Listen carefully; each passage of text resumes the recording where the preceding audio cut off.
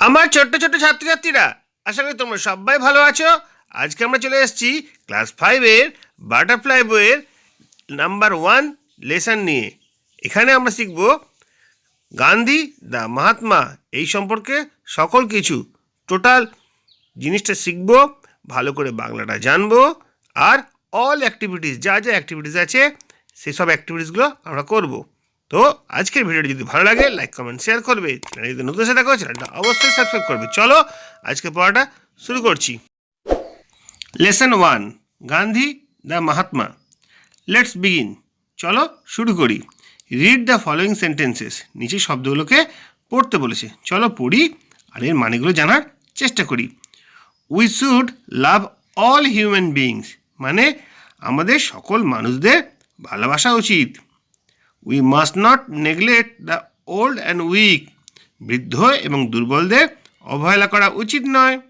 We must speak the truth, আমাদের সত্য কথা বলা উচিত। We should not harm others, তার মানে আমাদের অন্যদের ক্ষতি করা উচিত নয়। উই শুড রেসপেক্ট এল্ডার্স, তার মানে আমাদের বড়দের সম্মান করা উচিত। তারপরে we must love our country, আমাদের দেশকে ভালোবাসা উচিত। দেখো প্রতিটি শব্দে মানে বলে দেওয়া হলো। এরপর আমরা একটা ছবি দেখতে পাচ্ছি নিচে, এই ছবিটার ম্যাচিং করতে বলেছে। দেখো স্বামী বিবেকানন্দ কোনটা হবে, কার ছবি মহাত্মা গান্ধী আর কার ছবি রবীন্দ্রনাথ টেগোর, এগুলো আমরা মিলিয়ে দিলাম। ঠিক আছে, এরপরে আমরা পরের চ্যাপ্টারের দিকে, পরের পাতার দিকে, পেজ নাম্বার তোমাদের বইয়ের 11, ওই দিকে আমরা এগিয়ে যাব। দেখি এরপরে কি রয়েছে। এরপরে একটা প্যাসেজ তুলে দিয়েছে, আমরা প্যাসেজটা পড়বো, ইংরেজি ওয়ার্ডগুলোর বাংলা মানে জানার চেষ্টা করব। চলো প্যাসেজটা পড়া শুরু করি। One day a little boy visited Mahatma Gandhi. Gandhiji's dress surprised the boy. Such a great man without a shirt, he wondered. Why don't you wear a shirt, Gandhiji? The little boy asked. Where is the money, son? Gandhiji asked gently. I am very poor. I can't buy a shirt. The boy felt pity. My mother sews well, he said. She makes all my clothes. I will ask her to sew a shirt for you. How many shirts can your mother make? Gandhiji asked. Just tell me how many you need, said the boy. She will make as many as you want. Gandhiji thought for a moment. Then he said, I have very large family, son. I have 40 crores brothers and sisters. Till every one of them has a shirt, how can I wear one? Gandhiji asked. The reply surprised the boy. 40 crore brothers and sisters. Gandhiji was right. After all, Gandhiji felt all the people of India were his family member. দেখো এখনো পর্যন্ত তোমাদের গোটা পেজটা পড়িয়ে দেওয়া হলো। এবার মানেগুলো বলে দিই। একদিন একটা ছোট্ট বালক গান্ধীজির সঙ্গে দেখা করতে এসেছিল। গান্ধীজির পোশাক বালকটিকে অবাক করেছিল। এমন মহান ব্যক্তি জামা ছাড়া, সে ভাবল। আপনি জামা পরেন না কেন গান্ধীজি? ছোট্ট বালকটি জিজ্ঞেস করেছিল। টাকা কোথায় পাবো? গান্ধীজি নরম সুরে জিজ্ঞেস করেছিলেন। আমি অতি গরিব, জামা কিনতে পারিনি। বালকটি খুব দয়া অনুভব করলো। সে বলল, আমার মা খুব ভালো সেলাই করতে পারে, তিনি আমার সমস্ত জামা বানিয়ে দেন। আমি তাকে বলবো একটি জামা আপনার জন্য বানিয়ে দিতে। তোমার মা কটি জামা বানাতে পারবেন? গান্ধীজি তাকে প্রশ্ন করেছিল। শুধু আপনি বলুন কটা লাগবে, ছেলেটি বলল। তিনি আপনার জন্য যত প্রয়োজন তত জামা বানিয়ে দেবেন। গান্ধীজি একমত কিছু ভাবলেন, তারপর বললেন, আমার একটি বড় পরিবার আছে, প্রায় 40 কোটি ভাই বোন আছে। যতক্ষণ না প্রত্যেকের জামা পরতে পারে ততক্ষণ আমি কীভাবে জামা করতে পারি বলো তো? গান্ধীজি জিজ্ঞেস করলেন। ছেলেটির উত্তরে অবাক হয়ে গেল। 40 কোটি ভাই বোন! গান্ধীজি সঠিক বলেছিলেন। যাই হোক, গান্ধীজি মনে করতেন সমস্ত ভারতবাসী নিজের পরিবার। দেখো এইভাবেই সমস্ত প্যাসেজটা বলে দিলাম। এরপরে ওয়ার্ড্রপ রয়েছে। দেখো ওয়ার্ড্রপটা কী আছে। ওয়ান্ডার মানে বিস্মিত হওয়া, থট ইন সারপ্রাইজ, জেন্টলি মানে সফটলি, কোমলভাবে, সুইজ মানে stitch on cloth to make dress, মানে সেলাই করে পোশাক তৈরি করা। তারপরে আছে ক্রোর, ক্রোর হচ্ছে number, 1 crore equal to 100 lakhs। এছাড়াও কিছু ওয়ার্ড্রপ আমি তোমাদের বলে দিচ্ছি, যেমন ভিজিটেড মানে মিট, দেখা করেছিল, সারপ্রাইজ মানে অবাক হওয়া, অ্যাস্ট্রোনাইজড। গ্রেট মানে নোবেল, মহান, মানি মানে রুপি, টাকা, বাই মানে পারচেজ, কেনা, ক্লথ হচ্ছে ড্রেস, জামা কাপড়, আক্স মানে কোশ্চেন, প্রশ্ন করা, লার্জ হচ্ছে বিগ, বৃহৎ, ফ্যামিলি মানে পরিবার, এ হোম উইথ অল মেম্বার্স। এভাবে আমরা ওয়ার্ড্রপগুলো শিখে নিলাম। এবার দেখি অ্যাক্টিভিটি 1-এ কী কী রয়েছে। Let's put a tick. আচ্ছা, সঠিক যেটা তার মাথায় টিক চিহ্ন দিতে বলেছে। গান্ধীজির dress surprise the boy. Gandhiji told that he was very poor. The boy's mother made clothes. গান্ধীজির family was very large family. এভাবে অ্যাক্টিভিটি 1টা করতে হবে। তারপরে অ্যাক্টিভিটি 2 দেখো কি রয়েছে। হোয়াট আর হু, কে আর কি। ভিজিটেড মহাত্মা গান্ধী, কে মহাত্মা গান্ধীর সাথে দেখা করেছিল? A little boy. Could sew well, কে ভালো সেলাই করতে পারতো? The little boy's mother. Number 3-টা কী আছে? Had 40 crores brothers and sister, কার 40 কোটি ভাই বোন ছিল? গান্ধীজি। দেখো এইভাবে অ্যাক্টিভিটি 2টা শেষ হলো। Gandhiji visited different place two collect funds for India's freedom struggle. Once he visited Odisha. There he met an old woman. She could not stand straight. Her hair was grey. Her sari was torn. She went near Gandhiji and touched his feet. Then she gave him a coin. Jawaharlal Bajaj's duty was to keep the funds.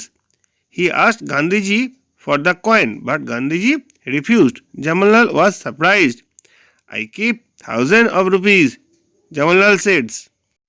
দেখো এত অবধি পড়লাম, তার মানেটা বলে দিচ্ছি। গান্ধীজি ভারতের স্বাধীনতা আন্দোলনের জন্য অর্থ সংগ্রহ করতে বিভিন্ন জায়গায় গিয়েছিলেন। একবার তিনি উড়িষ্যাতে গিয়েছিলেন। সেখানে একজন বৃদ্ধা মহিলার সঙ্গে তার সাক্ষাৎ হয়েছিল, যে সোজাভাবে দাঁড়াতে পারছিল না। তার চুলগুলো ছিল সাদা, পরনের তার শাড়িটা ছিল ছেঁড়া। তিনি গান্ধীজির কাছে যান, তার পা স্পর্শ করেন, তারপর একটি তাকে মুদ্রা দেন। জমলাল বাজাজ বলে একজন ছিল, যার দায়িত্ব ছিল এই টাকা পয়সা সামলানো। তিনি গান্ধীজির কাছে টাকাটা চাইলেন, কিন্তু গান্ধীজি প্রত্যাখ্যান করলেন, মানে দিতে চাইলেন না। জমলাল অবাক হলেন, বলে আমি হাজার হাজার টাকা রাখি। এই পর্যন্তই 13 পেজ। এরপর আমরা 14 পেজে পড়ব। দেখে নিই 14 পেজে কী আছে। This coin is worth much more than those thousands, Gandhiji told him. If a man has lakhs, he can give 1,000 or 2, but this coin was perhaps all she had. What a great sacrifice! So I value this coin more than crore of rupees. Gandhiji explained. He kept that coin with him forever. দেখো এর মানে হচ্ছে এই মুদ্রার দাম 1000 টাকার অনেক বেশি। গান্ধীজি বললেন, একজন মানুষের কাছে অনেক লাখ টাকা থাকলে সে 1 কিংবা 2000 টাকা দিতেই পারে, কিন্তু তার কাছে হয়তো এই মুদ্রাটি শুধু ছিল। কি দারুণ স্বার্থত্যাগ! তাই আমি কোটি কোটি টাকার থেকেও বেশি একে মূল্যবান মনে করি, গান্ধীজি বর্ণনা করলেন। তিনি সারা জীবনের জন্য মুদ্রাটি নিজের কাছে রেখে দিয়েছিলেন। দেখো এরপরে আসছে ওয়ার্ড্রপ। ওয়ার্ড্রপে কী আছে? Freedom struggle, efforts to get independence, worth মানে ভ্যালু মানে হচ্ছে মূল্য, স্যাক্রিফাইস মানে হচ্ছে ত্যাগ, to give somethings for good works, কোনো কিছুর জন্য ত্যাগ করা। এছাড়াও কিছু ওয়ার্ড্রপ আমি বলে দিচ্ছি, তোমরা দেখে নাও। ডিফারেন্ট মানে ভেরিয়াস, বিভিন্ন। ফ্রিডম মানে লিবার্টি, স্বাধীনতা। স্ট্রাগল মানে হচ্ছে সংগ্রাম, ফাইট। উড়িষ্যা জানো নিশ্চয়ই, আমাদের ভারতবর্ষে একটা রাজ্য। স্ট্রেট মানে ডাইরেক্ট, সোজা। টার্ন মানে হচ্ছে রিগ্রেট, ডিউটি মানে ওয়ার্ক বাউন্ড টু ডু। 1000 মানে এ নাম্বার, 1000 মিন 1000। এক্সপ্লেন মানে এক্সপাউন্ড মানে ব্যাখ্যা করা। ঠিক আছে, এরপর আমরা অ্যাক্টিভিটি 3 করে নেব। Let's complete the following sentence with the information from the text. যে সেন্টেন্সগুলো রয়েছে অর্ধসমাপ্ত রয়েছে, সম্পূর্ণ করতে বলেছি, দেখি পারি কি না। Gandhiji visited different place to, কী জন্য বিভিন্ন জায়গায় ঘুরে বেড়াতো? To collect funds for Indian freedom struggle, ভারতের স্বাধীনতা সংগ্রামের জন্য টাকা সংগ্রহ করার জন্য বিভিন্ন জায়গায় ঘুরে বেড়াতেন। In Odisha Gandhiji meet an old woman, একজন ভদ্রমহিলার সঙ্গে উড়িষ্যায় তার দেখা হয়েছিল। The old woman went near Gandhiji and touch his feet, ভদ্রমহিলাটি গান্ধীজির কাছে গিয়েছিলেন এবং তার চরণ স্পর্শ করেছিলেন। Jamnalal ask Gandhiji for the coin, Jamnalal টাকার জন্য তাকে চেয়েছিলেন, টাকাটা তাকে চেয়েছিলেন, মুদ্রাটি। এবার দেখো অ্যাক্টিভিটি 3টা কমপ্লিট হলো। এবার আছে অ্যাক্টিভিটি 4, দেখে নেব ট্রু ফলস। ট্রু ফলস আমরা দেখতে পাচ্ছি Gandhiji never visited any place, Gandhiji কখনো ভ্রমণে যাননি, এটা একদম মিথ্যে কথা, এটা হবে false. The woman of Odisha wear a new sari, তিনি কি একটা নতুন শাড়ি পরেছিলেন? তা তো নয়, পুরনো শাড়ি পরেছিলেন, এটাও ফলস। তারপরে Gandhiji got a coin from old woman, বয়স্ক মহিলাটির কাছ থেকে গান্ধীজি একটি কয়েন পেয়েছিলেন, ইয়েস, এটা হবে true. Jamnalal collect a coin from Gandhiji, Jamnalal গান্ধীজির কাছ থেকে মুদ্রাটি সংগ্রহ করেছিলেন, তা তো নয়, এটা হবে ফলস। তাহলে দেখো প্রথমটা ফলস, তারপরটা ফলস, তারপরে ট্রু, তারপরটা ফলস, তোমার সব করিয়ে দেওয়া হলো। এবার আমরা 15 পেজ দিয়ে এগিয়ে যাব। দেখি 15 পেজে কি আছে। Let's continue. Thoughts of love, peace and equality filled Gandhiji's work. Swami Vivekananda and Rabindranath Tagore also had similar ideas. Swami Vivekananda wanted unity among all religion. He spoke about it in 1893 at Chicago. Rabindranath Tagore started the Raksha Bandhan in 1905. It was a festival of brotherhood and communal harmony. These three great men have become immortal for their thoughts and work. দেখো এর বাংলাটা বলে দিচ্ছি। ভালোবাসা, শান্তি, সমতা, চিন্তাভাবনা গান্ধীজির কাজকে পরিপূর্ণতা দিয়েছিল। স্বামী বিবেকানন্দ, রবীন্দ্রনাথ ঠাকুরও এর একই রকম চিন্তাভাবনা ছিল। স্বামী বিবেকানন্দ সমস্ত ধর্মের মধ্যে একতা চাইতেন। এই বিষয়ে তিনি 1893 খ্রিস্টাব্দে চিকাগোতে একটি বক্তব্য রেখেছিলেন। 1905 সালে রবীন্দ্রনাথ ঠাকুর রাখি বন্ধন শুরু করেন। এটি ছিল সাম্প্রদায়িক সম্প্রীতি ও ভ্রাতৃত্বের উৎসব। এই তিনজন মহান ব্যক্তি তাদের চিন্তাভাবনা এবং কাজের জন্য অমর হয়ে রয়েছেন। হয়ে গেল আমাদের পেজটা। এরপরে আমরা 16 পেজ দিকে এগিয়ে যাব, দেখব 16 পেজে কী আছে।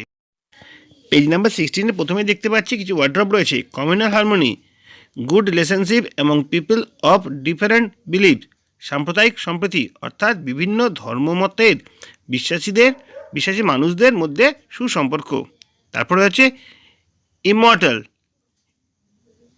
ইমর্টাল মানে হচ্ছে আনফরগেটেবল, যেগুলোকে ভোলা যায় না। এই হলো আমাদের ওয়ার্ড্রপ।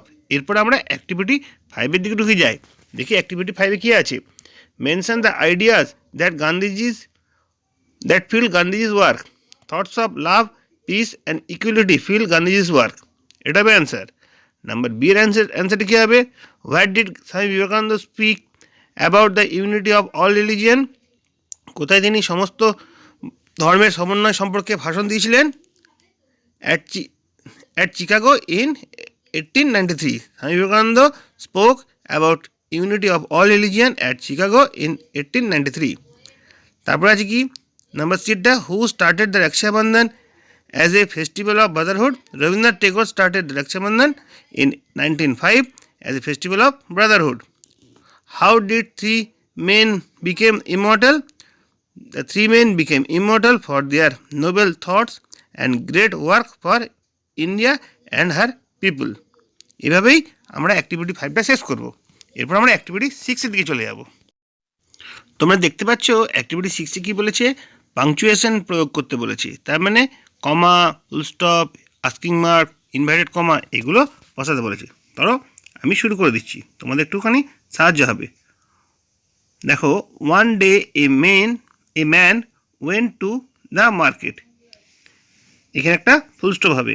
হি বট এ বক্স, কমা হবে, a bat, comma, a ball and a pen from the market, এখানে full stop.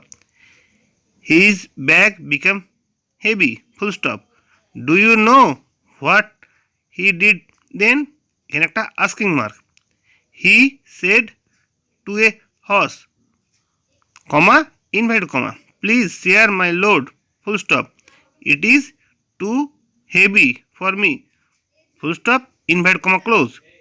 The horse replied, comma invert comma, it is your load full stop, don't ask me to share it full stop invert comma শেষ। দেখো এইভাবেই activity 6টা খুব ভালোভাবে বুঝিয়ে দিলাম। তোমাদের কোনো সমস্যা হলে আমাকে জানাবে, আমি আবার এটাকে অন্যভাবে বোঝানোর চেষ্টা করব। অ্যাক্টিভিটি 7 কী আছে দেখে নাও। হু, হোয়েন, হোয়াট আর হোয়ার দিয়ে ফিল ইন দ্য ব্ল্যাঙ্কস করতে বলেছে। প্রথমটা কী হবে? When do you play with your friends? I play with my friends in the afternoon. কখন খেলো? আফটারনুন, ওই জন্য হোয়েন এসছে। Who is your best friend?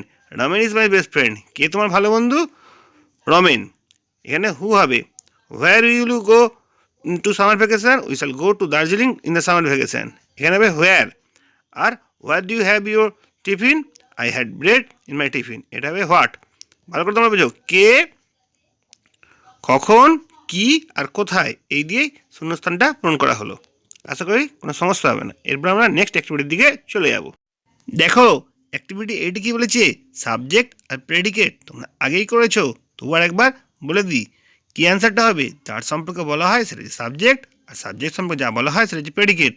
যেমন দি বয় সাবজেক্ট হবে, সেকেন্ড অপশানে হিটা সাবজেক্ট হবে, থার্ডে দ্য গার্লটা সাবজেক্ট, ফোর্থে দ্য মুনটা সাবজেক্ট। তাহলে ফার্স্টে প্রেডিকেট কোনটা হবে? Place in the field. সেকেন্ডে প্রেডিকেট কোনটা হবে? Is very happy today. থার্ডে হবে স্টুড ফার্স্ট দিস ইয়ার। তারপরে রিভলভস রাউন্ড দ্য আর্থ। এইভাবে অ্যাক্টিভিটিটা শেষ হলো। এবার পরের অ্যাক্টিভিটি দিকে আমরা যাই।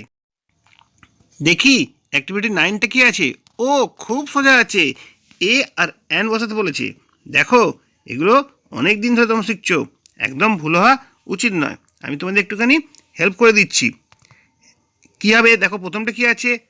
অরেঞ্জ, ও দিয়ে শুরু আছে। কী হবে? An orange. তারপরটা এ গোট, তারপরটা এ ম্যান, তারপরটা an ice cream, next an airship, next a lake, an umbrella, a cricketer. এটা খুব সোজা ছিল, ওই জন্য বেশি না বুঝিয়ে এটা তোমাদের সহজেই করে দিলাম। এরপর আমরা অ্যাক্টিভিটি 10 দিকে ঢুকে যাব। দেখো অ্যাক্টিভিটি 10 কী রয়েছে? Use the with the following words or word cluster to make sentence. আচ্ছা, দি যোগ করে শূন্য মেক সেন্টেন্স করতে বলেছি। Sun, the sun rises in the east. Indian Ocean, the Indian Ocean is very large. Eldest son, he is the eldest son of his father. এবার Indian cricket team, the Indian cricket team won the World Cup cricket 2011। এইভাবেই make সেন্টেন্সগুলো করা হলো। Activity 10 খুব সোজা ছিল। এবার আমরা activity 11 দিকে এগিয়ে যাব। দেখি অ্যাক্টিভিটি 11 কী আছে। ফিল ইন দ্য ব্ল্যাঙ্কস দিয়েছে আর্টিকেলস দিয়ে। আর্টিকেলস মানে তোমরা জানো এ অ্যান দি, এটা দিয়ে ফিল ইন ব্ল্যাঙ্ক করতে হবে। দেখো কী আছে। Indian won the cricket World Cup for the second time in 2011। এখানে দি হলো। It was a moment of great team and an event of great impression to the youth of India. The members of Indian Team India were hailed as national heroes. দেখো এখানে দি, এ, an, দি এই সবকটারই ব্যবহার করা হয়েছে। ভালো করে তোমরা দেখে নাও। এরপর আমরা অ্যাক্টিভিটি 12 দিকে এগিয়ে যাব। অ্যাক্টিভিটি 12 কী আছে একটুখানি দেখে নিই। Let's write 4 sentence about great person. কোনো একটা মহান ব্যক্তি সম্পর্কে 4টে বাক্য লিখতে বলেছে। এখানে আমি নেতাজি সুভাষচন্দ্র বোস সম্পর্কে 4টি লাইন বলার চেষ্টা করছি। তোমরা দেখো, Netaji Subhashchandra Bose was a great freedom fighter. He was popularly known as Netaji. He was extremely brave. He told give me blood, I will give you freedom. দেখো এই 4টে সেন্টেন্স সুভাষচন্দ্র বোস সম্পর্কে বলে দেওয়া হলো। এইভাবেই লেসন 1-এর অল অ্যাক্টিভিটিস কমপ্লিট করা হচ্ছে। যদি তোমাদের ভালো লাগে লাইক কমেন্ট শেয়ার করবে। চ্যানেল যদি নতুন এসে থাকো চ্যানেলটা অবশ্যই সাবস্ক্রাইব করবে। সবাই ভালো থাকবে।